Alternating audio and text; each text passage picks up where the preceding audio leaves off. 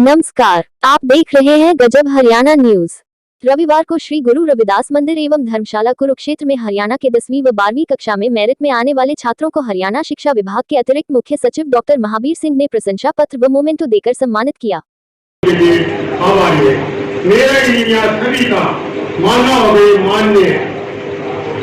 शिक्षा से ही अपने स्वयं परिवार, अपने समाज, गांव, शहर, कस्बे, जिला, राज्य, देश का विकास कर सकते हैं। ये बात हमें अपने बहुमूल्य जीवन के हर पल के अंदर ये सोचनी होगी, समझनी होगी, खासकर यहाँ उपस्थित छात्र छात्राओं को, क्योंकि उनका यह समय बहुत ही ज्यादा कीमती है। समय के साथ चलना ही होगा, क्योंकि यहाँ समय की मांग है। अगर जब आगे उपस्थित एवं अपना जो इस मौसम में भी हमारा साथ दिया, हमारे यहाँ आए।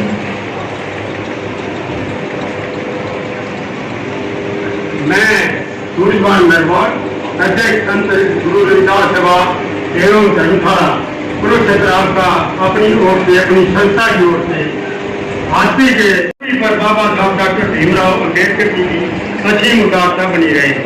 मैं संत अंत में मैं कहना चाहता हूँ कि मैंने सुना था कि आपके द्वारा ली गई शिक्षा में कोई भी बंटवारा नहीं कर सकता। हाँ, सभी चीजों में हम बंटवारा कर सकते हैं, लेकिन हम शिक्षा में बंटवारा नहीं कर सकते। आप बड़ा एक बार मैं सुने आप सभी पढ़ते वाले विद्यार्थियों को बहुत बहुत बधाई देता हूँ। जय भीम, जय भारत।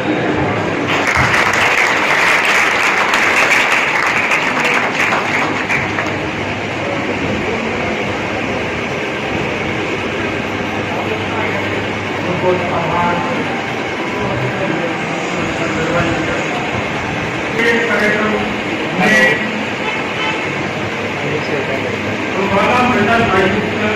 डॉक्टर रेणु स्कूलिया जी ने विशिष्ट अतिथि के तौर पर शिरकत करनी है और उनका संदेश हमारे पास आया है।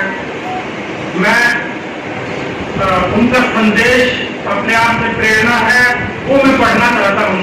आप सभी डॉक्टर रेणु स्कूलिया जी के संदेश को जानकर मुझे बहुत प्रसन्नता का अनुभव हो रहा है कि श्री गुरु रविदास मंदिर कमेटी कुरुक्षेत्र द्वारा परीक्षा में उत्कृष्ट प्रदर्शन करने वाले 10 जुलाई 2022 को प्रतिभा सम्मान समारोह का आयोजन किया। मुझे पूर्ण विश्वास है कि श्री गुरु रविदास कमेटी कुरुक्षेत्र के इस प्रकार के प्रयासों से और मनोबल बढ़ेगा और वे भविष्य में हमारे विद्यार्थियों के और आयोजकों में I study for class. Today I am going to introduce myself. My name is Anjali. I study for class in Sardar Karam Singh Reva Public School, Sikar, District Capital State, Haryana. My father's name is Mr. Mukesh Kumar. He is a shopkeeper. My mother's name is Rajrani. She is a housewife. My favorite subjects are English, Hindi and EVS. My hobbies are reading and writing. My favorite leader is Dr. Bhimrao Ambedkar. My favorite teacher is Dr. Ranjit Singh Pujaji. He teaches us all subjects, mostly general knowledge and English. I want to become an IAS officer to serve the society. Our country is facing many problems like femicide, child marriage, dowry system, casteism, corruption, economic and social disparity, and discrimination of various types. I will try my best to remove these evils from the society and the country. Thank you. के बीच में काफी school आते थे, तो मैंने अपने समय पे कमिश्नर रहते हुए उन सारे स्कूलों को खुद विजिट किया था और उसका परिणाम ये हुआ था कि 1 साल के बीच में उन स्कूलों के जिलों के रिजल्ट जो है दुगने हो गए थे। भिवानी का रिजल्ट 29% से 59% पे नेक्स्ट ईयर चला गया था। 1 साल में डबल से ज्यादा की वृद्धि हुई थी। और एक इतिहास शायद हम सबको है, हमारे समाज को है, प्रदेश को है और देश को है। आप सभी यहाँ पर एक ऊंचा सा मुकाम हासिल करके पहुंचे हैं, लेकिन वो मुकाम अपने आप में मंजिल ना हो,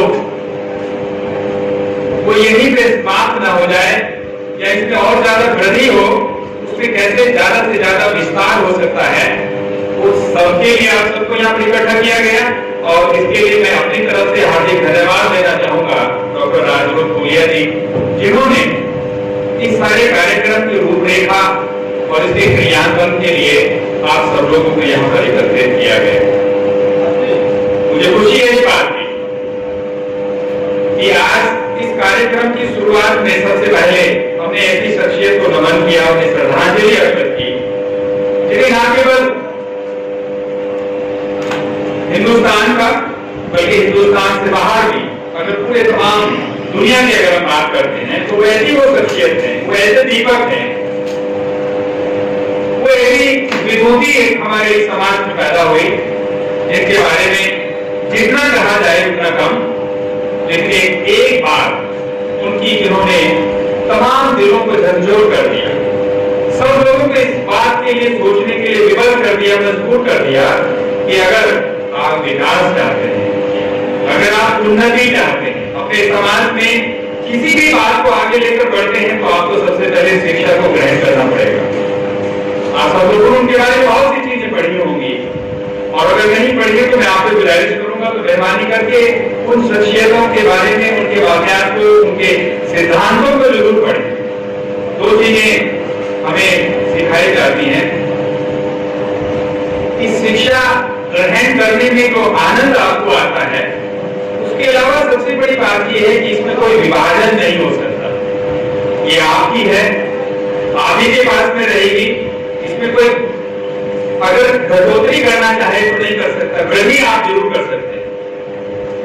और एक दूसरी बात ये भी कहा जाता है, इस पर थोड़ा सा विचार करने की आपको जरूरत है कि जिन विषमताओं के माध्यम से, जिन विकट परिस्थितियों के दौरान डॉक्टर भीमराव अम्बेडकर जी ने सारी समस्याओं को दरकिनार करते हुए आगे बढ़ने का जो लक्ष्य अपने सामने रखा और आगे बढ़ते चले गए, न केवल हिंदुस्तान बल्कि पूरी दुनिया का उन्होंने मार्गदर्शन किया। और आज हम इस बात के लिए चित परिचित हैं, जानते हैं ये बात कि ऐसी शख्सियत बार बार पैदा नहीं हुआ करती। फतेहाबाद के अनीता सर, आपके सामने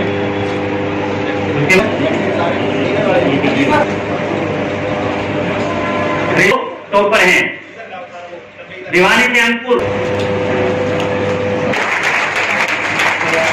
उसके जरकी दादरी के पायल, ये बच्चे इनका नाम सोनी, पानीपत से अभय कुमार, सभी ग्रेजुएट जरूर करते रहे। से लाइन बना लीजिए। चरखी दादरी क्रिश, महेंद्र, गुरुग्राम से दीपिका, ये सभी अंबाला। इसके बाद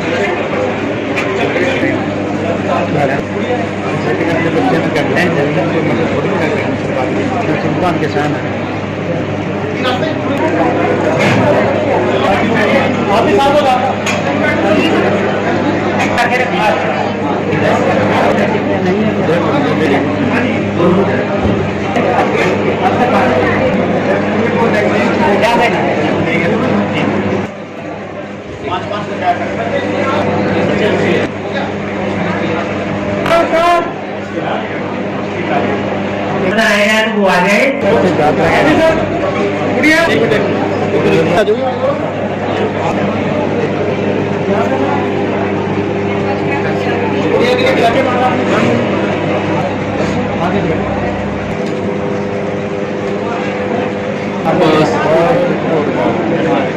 कार्यक्रम आयोजित होते हैं और एहसास कर लो, आप जल्दी करें। ऋतु में कुरुक्षेत्र दिलाते हैं, ये हर्ष का विषय है। इस तरह के वो पता नहीं विद्यार्थी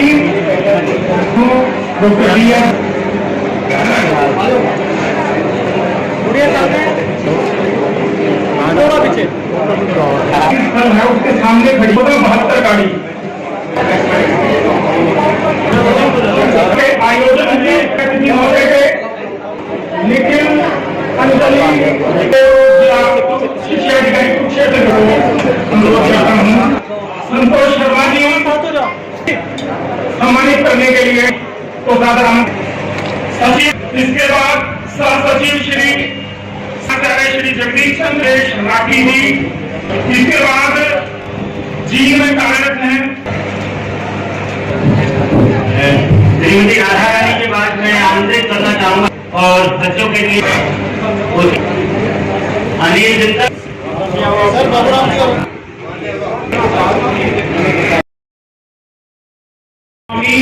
जी प्रिंसिपल स्पेशलिस्ट है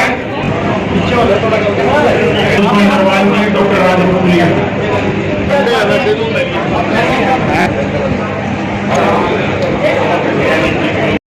अवश्य लेके जाए। मैं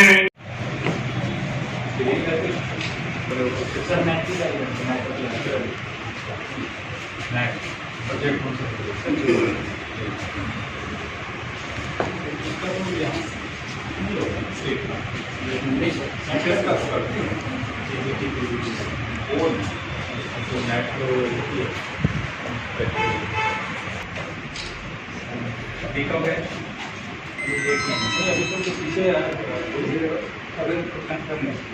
अभी 4 तारीख को भी कॉमन जो एजुकेशन बोर्ड +2 और मैट्रिक के बच्चों को जो फर्स्ट सेकंड और थर्ड डिवीज़न आए उनको सम्मानित किया। ये हरियाणा में जो सरकारी स्कूल हैं बहुत ही बढ़िया अच्छे से उन्होंने सरकारी स्कूलों ने प्राइवेट स्कूलों को पछाड़ दिया। इसका श्रेय हरियाणा सरकार को तो जाता ही है और आपको विशेष तौर पर आगे आपका क्या रहेगा जो हरियाणा के जो सरकारी स्कूल हैं उनमें आगे से बेहतर क्या सुविधाएं आपके मन में क्या सोच है? देखिए, हरियाणा सरकारी स्कूलों में पढ़ने वाले बच्चों को किसी किस्म की कोई दिक्कत ना हो उसके लिए व्यापक इंतजाम किए गए हैं। हरियाणा सरकार ने ये कोशिश की है कि हमारे जितने भी सरकारी स्कूल हैं उनका इंफ्रास्ट्रक्चर का इम्प्रूवमेंट की एक स्कीम है। टीचर्स को समय से उपलब्ध करवा दें, इसलिए उनका एक रैशनलाइजेशन हम कर रहे हैं और उस रैशनलाइजेशन के 3 मुख्य बिंदु हैं। एक तो हमारे जो प्राइमरी और मिडिल स्कूल्स हैं वो सभी को एजुकेशनल बनाया जाए। तो पहले छोटे छोटे स्कूलों में अलग अलग लड़कों के लिए और लड़कियों के लिए बन जाते थे, उनको इकट्ठा करेंगे। उनकी जो एक ही इकाई बनेगी और उसके जो मुख्याध्यापक होंगे वो एक ही होंगे। दूसरा, बच्चों की संख्या के हिसाब से वहाँ पे टीचर्स की पूर्ति हो, उसके लिए रिटायर्ड टीचर्स हों या आउटसोर्सिंग के माध्यम से हमने जो टीचर्स को उपलब्ध करवाने की व्यापक स्कीम बनाई है। और जो तीसरी बात ये है कि जो टीचर्स और बच्चों की संख्या को ध्यान में रखे अगर हमें साइंस के प्रति जागृति पैदा करने के लिए क्लस्टर्स लेवल 1410 क्लस्टर्स हैं हमारे हरियाणा में, उन सभी जगह पे हम साइंस की फैकल्टी को बनाएं। तो ये हमारी एक व्यापक स्कीम है। इसके अलावा सरकार की एक सुपर 100 स्कीम है जिसमें नीट और जेईई के एडवांस एडमिशन्स के लिए हम बच्चों की तैयारी करवाते हैं और निःशुल्क उनको सारी सुविधाएं उपलब्ध करते हैं। अभी एक बुनियाद कार्यक्रम चालू किया गया है जिसमें 9वीं और 10वीं क्लास के बच्चों का हर एक डिस्ट्रिक्ट में 2 सेंटर बनाएंगे जिसमें साइंस के प्रति जागृति हो सके और ज़्यादा से ज़्यादा बच्चे साइंस के प्रति आगे आएँ। ये हमारी विशेष स्कीमें इस प्रोग्राम के माध्यम से। इसके अब हम पहली मर्तबा पूरे हरियाणा में एक ओलंपियाड करेंगे। साइंस का भी ओलंपियाड होगा, लैंग्वेज का भी ओलंपियाड होगा और फिजिक्स और मैथ के ओलंपियाड में जो टॉपर होगा स्टेट लेवल पे उसको हम नासा अमेरिका में लेके जाएंगे। उनके बच्चों को एक मतलब एक ऐसा एक्सपोजर ट्रिप होगा। इसके अलावा जो बच्चे दूसरी तीसरी श्रेणी में आएंगे उनको हिंदुस्तान के जितने भी हमारे साइंस के संस्थान हैं, चाहे इसरो हो, वो उनको अलग अलग करीब 1000 बच्चों का एक ऐसा प्रोग्राम बनाएंगे इसमें हमको अलग अलग संस्थानों पर उनका भ्रमण होगा। इससे ज्ञानवर्धन भी होगा और साथ में वहाँ के स्टेट्स और वहाँ की सारी संस्थाओं को जानने का भी मौका बच्चों को मिलेगा। हरियाणा में इतने बड़े पैमाने पर आज जो पहली बार मुझे लगता है कि पहली बार इतना बड़ा आयोजन हुआ। अनुसूचित जाति के बच्चों को आज जो मेरिट में जो बच्चे आए थे उनको मान सम्मान देने का काम किया है और डॉक्टर राजरूप फूलिया जी इस काम में मुख्य कड़ी के रूप में काम कर रहे थे। तो आप क्या संदेश देना चाहोगे? ऐसे कार्यक्रम निरंतर प्रदेश में होने चाहिए ताकि बच्चों को जो पिछड़े हुए हैं आर्थिक अभाव में या किसी अन्य कमी को लेकर, इसके बारे में आपका क्या संदेश रहेगा? ये बहुत ही हर्ष का विषय है कि संस्थाएं आगे आएँ और समाज खास तौर पे ऐसे बच्चे जो आर्थिक संसाधन के अभाव में शिक्षा से वंचित ना हों, ये पहल उनकी बहुत ही सराहनीय है। और मैं अपनी तरफ से और शिक्षा विभाग की तरफ से डॉक्टर राजरूप फूलिया जी और इनकी संस्था का हार्दिक अभिनंदन और धन्यवाद भी करना चाहूँगा कि उन्होंने ये पहलकदमी की। और मुझे पूरा विश्वास है जिस तरह से इन्होंने कार्यक्रम और रूपरेखा भविष्य के बारे में बनाई है वो न केवल कुरुक्षेत्र में महदूद रहेगी बट इसके अलावा दूसरे जिलों में भी, और इसे और ज़्यादा व्यापक रूप देकर इसे और आगे बढ़ाएंगे। ऐसी इनकी योजना है जिसका मैं हार्दिक स्वागत